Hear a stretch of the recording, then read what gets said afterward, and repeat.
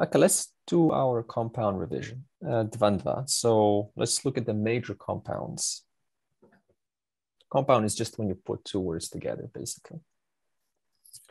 Okay, dvandva, we have two types of dvandvas. The first is itaretera, and this is basically X and Y, Sita and Rama, and you decline it according to the last word. Okay, so in this case, you're going to decline it dual, Rama. So Ramao, Sita, Ramao. Or if you have Rama and Sita, it will be Rama Site, because Sita is a dual. Next one is Samahara, and this will always be in single neuter. Okay, so you don't have to worry about dual or plural, just single. Now let's do an example here. Jivitam. Jivitam is living. Jivitam. Nice word. Alive or life also means jivitam. So jivitam kushala rogena. This is, of course, you see what you identify. Kushala rogena, right? Kushala, health. Rogaha is non-health or sickness. Diseases. Yeah, disease. So rogena with disease, right? So kushala rogena. What do you think that means? Kushala rogena. Right? Health and disease. Yeah, exactly. Health with health and disease, because it's ena, right? Narena. Agachati. So life comes with health and disease.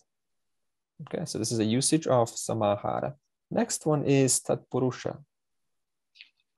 The major ones are case TP. Case TP is, for example, Ramaputraha. Okay, this Rama is off, so it's more like Ramasya Putraha, so the son of Rama. But you don't have to put Ramasya, you just put Ramaputraha, and then the context obviously will tell you it's could be, son in Rama, but it cannot be that. Doesn't make sense. So it has to be son of Rama. And then we have, for example, let's say Deha Pranaha. Okay, so Pranaha is life force or vitality. Deha, you probably know, right? Place. So life force in body, sharira. You can say also sharira, because sharira is also body. So life force in the body, right? So it's dehe. So deha pranaha jivitam karoshi. Life force in the body, okay? Karoshi, that's you, right? Karoti, he, she, it makes. So life force in the body makes you, jivitam, I just said jivitam, nice word, living, alive. Life force in the body makes you alive. Prana in the body makes you alive. Karoti. Tvam karoti. Yeah, tvam karoti. That's better. Deha pranaha tvam jivitam karoti. Or we can have, we're still on case TP, pronoun and noun. So we just say stem of the pronoun, right? Mad, because mad is the stem of first person. We'll treat this d like a t. So just imagine it's a t. Now t plus m equals n. So it's man manaha, my mind. Man manaha. So important point. Case TP, either we can use case plus noun, as in Rama Putraha, or we can use pronoun plus noun. Next, Karmadharaya KD for short. KD. Adjective plus noun or noun plus noun. Let's see both examples. Tejas Chetaha. This was a vocabulary on 55 page. Tejas illumining or bright. Chetaha, mind. I mean, there's many words for mind, but it doesn't matter. So you just, that's the point. You put them together. Bright mind. So this is adjective plus noun, just as it says here. How would you say I have a bright mind? I have, use it first person. I have a bright mind. Remember, of me, a bright mind exists. To say have. Someone say that, please. I have a bright mind. Mama tejas chittaha asti. Good. Of me, a bright mind exists. So, mama tejas chetaha asti. Do we all get that? When you want to say I have something, there's no for have. I mean, you can say possess. You know, I possess. There's a verb for that. But of me, a bright mind exists. I guess you just put mama of me, and then whatever it is that you have, you put it in nominative. So tejas chetaha asti. Of me, bright mind exists. Equals I have a bright mind. Next one, Sharana Graham. Shelter house, there it is, 2 nouns. Noun plus noun. Next one, TPU. This is upapada. This is what is a U there. That means upapada. Last member is a verb root. And we decline it according to LRB 1, 2, 3. Nara, sena, pala. So the last member is declined like a nara, sena, or pala. Tapas, austerity, plus sta. So we decline the last member according to, as I just said, these 3. So if we want to say sta, if you want to put at the end, staha is established or standing or firm. Okay, so firm, tapas. I didn't get the last one. Tapastaha. Then you've said A and M. How does that come up? How do we write that? You just attach at the end of the verb root. So whatever the verb root is, you just attach the pala, sena, or the nara paradigm. And you don't put 2 S's, by the way. That's just why it's pink. So you don't say tapa sisa. It's 1. Tapa, you replace that first s with silent h, like duhkam. That's why it's not, even though it's dush, but it's slight change, duhkam. Can you give any other example there, Andre, please? Satvastha, yeah. So established in purity, firm in purity. Rama is established in purity. Ramaha sattvastaha asti. Sita is established in purity. Sita sattvastha asti. Fruit is established in purity. Palam sattvastam asti. Now, Bahuvrihi. Let's go straight into the examples. Maha gajaha putram aprichat. Putram aprichat. Okay, so spoke to the sun, because it's putram accusative. Okay, spoke to the sun. Maha gajaha. So the one whose elephant is great spoke to the sun. However, it's gajaha. So it has to be a man, it has to be referring to a masculine, yeah? So a man whose elephant is great spoke to the sun, or he whose elephant is great spoke to the sun. Okay, why is it he or man? Because it's aha. If you want to say she whose elephant is great, then you say maha gaja putrikam aprichat. She whose elephant is great spoke to the daughter. Okay, so you see what we're doing in Bahuvrihi? We are changing the paradigm. Gajaha is originally nara, right? Masculine. But we broke that masculine and we went into feminine. So it violates its original paradigm. Let's do feminine. Kaushalam. Kaushalam is skill. So skill, iha, is an indeclinable in this world. Kaushalam iha. So skill in this world. Sthita buddhya lapyate is obtained because it's passive. So skill in this world is obtained. Okay.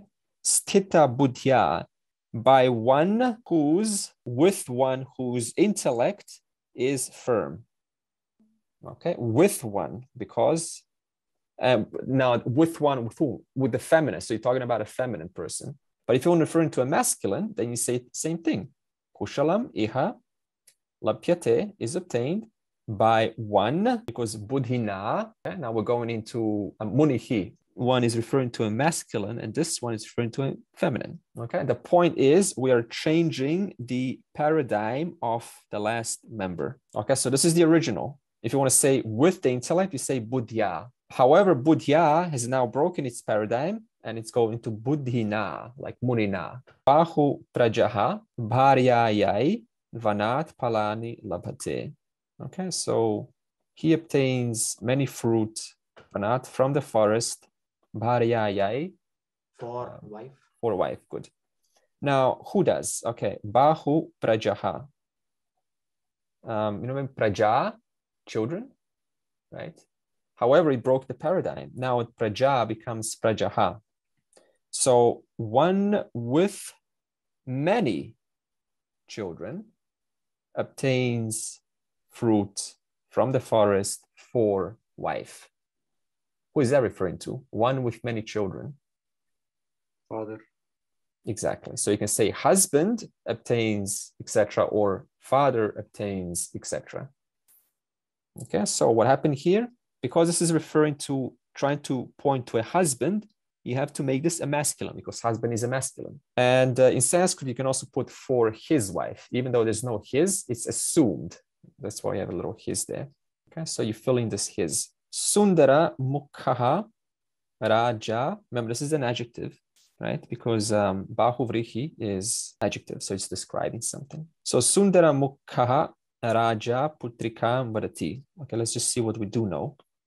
Raja putrikam vadati. King speaks to the daughter. Sundara mukhaha. What kind of a king? The king with a beautiful face. Good, beautiful face.